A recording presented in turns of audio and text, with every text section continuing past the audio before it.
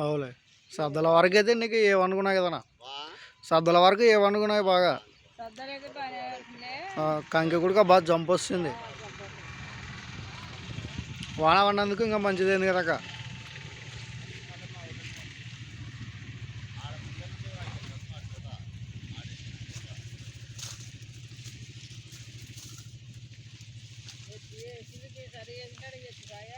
అవునులే